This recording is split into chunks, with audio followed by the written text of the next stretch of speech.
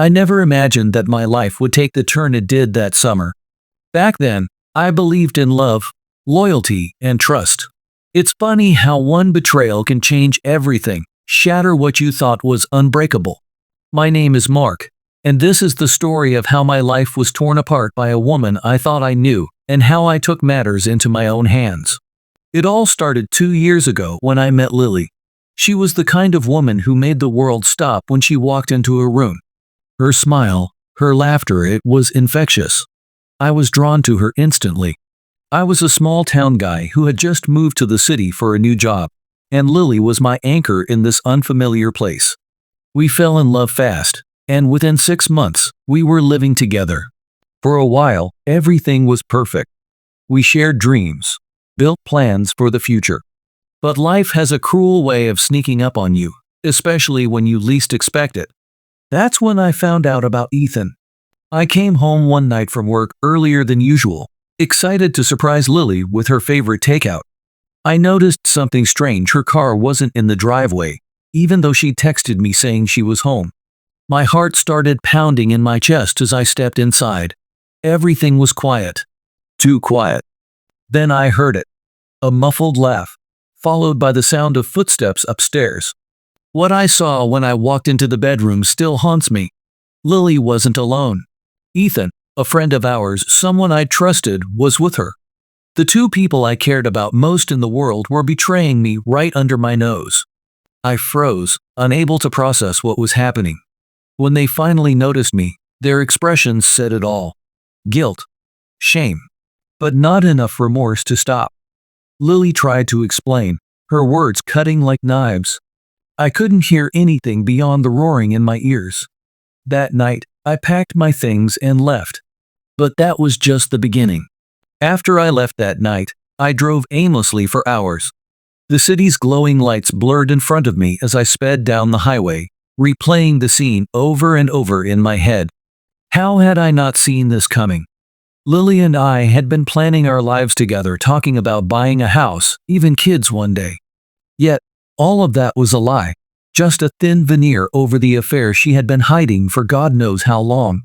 I ended up at an old motel on the outskirts of town. The place was dingy, with flickering lights and a receptionist who didn't even bother to look up as I handed over cash for the room. I sat on the creaky bed, staring at my phone, my thumb hovering over Lily's name. A million questions buzzed in my mind. Why Ethan? How long had this been going on? Did she ever love me? I couldn't bring myself to call her. Instead, I tossed my phone onto the bed and buried my head in my hands. The weight of the betrayal was suffocating. I had trusted her, and she had torn my heart apart. Ethan.H had been my best friend since college. We'd gone through everything together: wild parties, late-night study sessions, road trips across the country. And now, he was the one who had shattered my life. The next morning, I checked out of the motel and headed straight to the office. I figured burying myself in work might distract me from the chaos my personal life had become. But even in the middle of meetings, Lily's face kept flashing in my mind. Every time my phone buzzed with a notification, I half expected it to be her, an apology, an explanation, something. But there was nothing. The silence was worse than anything. After a week of sleepless nights, unanswered texts, and pure torment, I finally decided to face Lily. I needed closure, or at least some kind of explanation. I drove back to the apartment we once shared, my stomach twisting into knots. The second I stepped through the door, I could tell something was different. The place was spotless. It was as though she had scrubbed away every trace of the life we had built together. Lily was sitting at the dining table when I walked in, her eyes red and puffy from crying. For a moment, I felt a surge of anger. How dare she cry when she was the one who had destroyed everything? But as soon as I opened my mouth to speak, all my anger melted into sadness. "I'm sorry," she whispered, barely meeting my eyes. "I never wanted to hurt you." "Then why?" I asked, my voice thick with emotion. "Why, Ethan? How long has this been going on?" She hesitated, her hands trembling in her lap. "It just happened. It wasn't planned. I didn't mean for it to go this far, but what?" I interrupted, my patience thinning. How long, Lily? 3 months, she finally admitted, her voice cracking. I don't know why, Mark. I love you, but no, I snapped, cutting her off. You don't. You don't love me. If you did, this wouldn't have happened. I stormed out before she could say anything else. My heart felt like it was being ripped from my chest, but I knew I couldn't stay. I needed space, time to think, time to figure out how I was going to move on from this. For the next few weeks, I tried everything to get my mind off what had happened, working late hours, going out with coworkers, even trying to meet new people. But nothing worked. Every time I closed my eyes, all I could see was Lily and Ethan together. I couldn't escape it. One night, after downing more drinks than I could count, I found myself driving to Ethan's apartment. My hands gripped the steering wheel tightly as I parked outside, watching the lights in his window. My heart pounded in my chest as I thought about confronting him, demanding answers. But the longer I sat there, the angrier I became. This wasn't just about Ethan and Lily. It was about the betrayal. About how my entire life had been ripped apart by two people I trusted more than anyone. I don't know what came over me that night, but before I knew it, I was standing at Ethan's door, my fists pounding against the wood.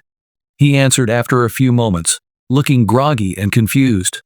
But as soon as he saw me, his expression shifted. Guilt. Fear. Mark, man, listen. Don't, I growled, shoving him back as I stormed into his apartment. Don't you dare try to explain this. How long have you been screwing her, huh? How long have you been sneaking around behind my back? Ethan looked like he wanted to run, but I blocked his path. 3 months, he admitted, his voice barely above a whisper. I didn't mean for it to happen, man. I swear. It just. Just. I cut him off with a punch to the jaw, sending him stumbling back into the coffee table. The sound of glass shattering filled the room, but I didn't care. My vision was red with rage. Ethan scrambled to his feet, holding up his hands in surrender, but I wasn't done. I grabbed him by the collar and slammed him against the wall, my breath coming in ragged gasps. You were my best friend, I snarled. How could you do this to me? I'm sorry, he choked out. I'm so sorry, Mark. I didn't mean for this to happen, but his apologies meant nothing to me. All I could think about was the betrayal, the lies, the months of deceit. I let go of him and took a step back, my hands shaking with anger. Stay away from me, I warned, my voice low and dangerous. And stay the hell away from Lily. After that night, I thought things would get better. I thought confronting Ethan would give me some kind of closure, some peace. But it didn't. The anger didn't go away. The betrayal still burned in my chest like a hot coal that I couldn't extinguish. I started thinking about revenge. About how I could make them pay for what they did to me. It wasn't just about hurting them physically, no. That would be too easy. I wanted to destroy their lives the way they had destroyed mine. I started following them, watching from a distance as they carried on with their lives like nothing had happened. It infuriated me how easily they had moved on, how happy they seemed together. They deserved to suffer. One night, after a particularly rough day at work, I made my decision. I wasn't going to let them get away with it anymore. They needed to pay. I spent weeks planning my revenge, carefully plotting every detail. I knew their schedules, their routines. I knew when they would be home, when they would be alone.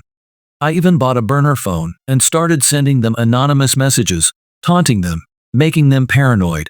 The night I put my plan into action was dark and rainy, the perfect cover.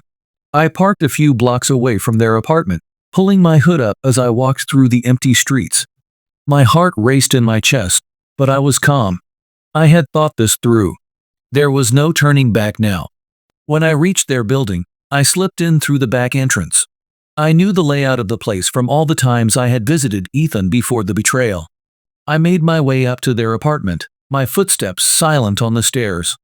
The door was unlocked, just like I had hoped. I pushed it open slowly, the hinges creaking slightly. Inside, the apartment was dark and quiet. They were both asleep, completely unaware of what was about to happen. I made my way to their bedroom, my hand tightening around the object in my pocket. I could see them lying in bed together, tangled in the sheets. My blood boiled at the sight. I stepped closer, my breath coming in shallow gasps. They didn't stir. Slowly, I reached into my pocket and pulled out the knife.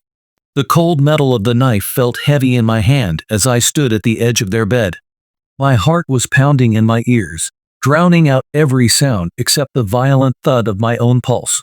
I didn't know if I could go through with it, but the anger inside me was louder than reason. My hand trembled as I raised the knife, the dim light catching the steel and casting eerie reflections on the walls. Suddenly, Ethan shifted in bed. He mumbled something in his sleep and rolled over, wrapping his arm around Lily. The sight of them together ignited something deep inside me, a flame that burned hotter and brighter than the fear I had of what I was about to do.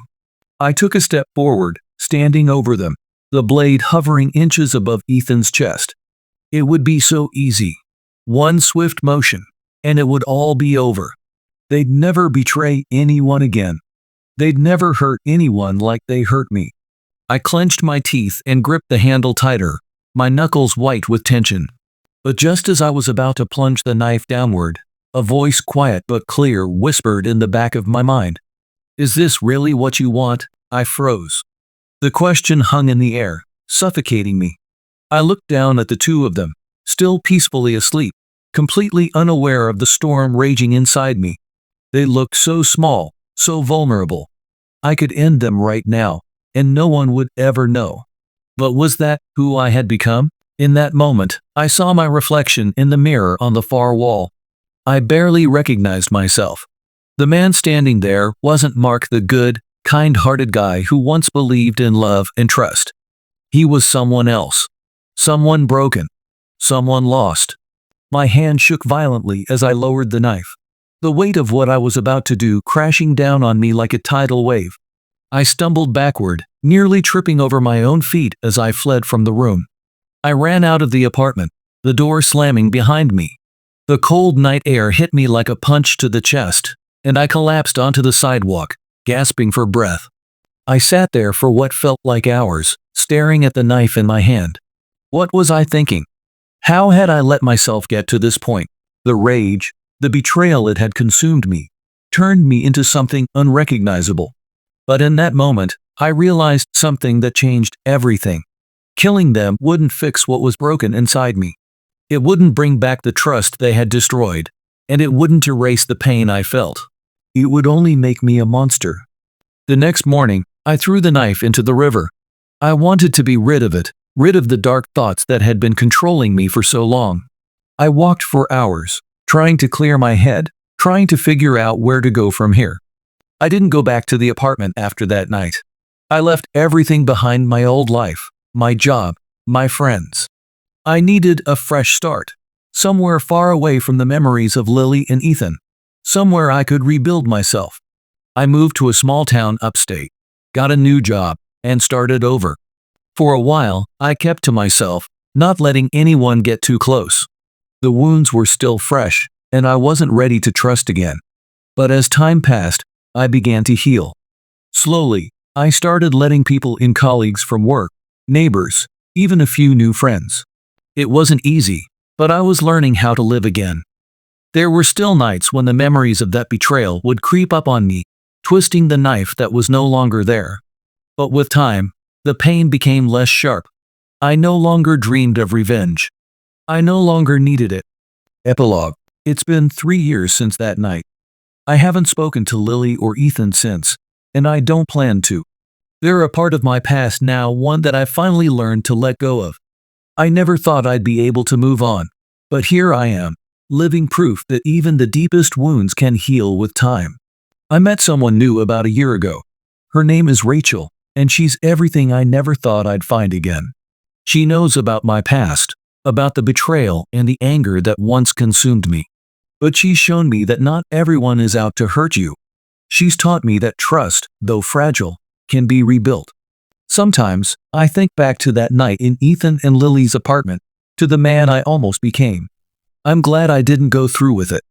I'm glad I walked away. Because in the end, it wasn't revenge that set me free.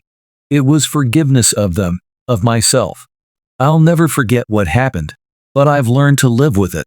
And for the first time in a long time, I'm happy.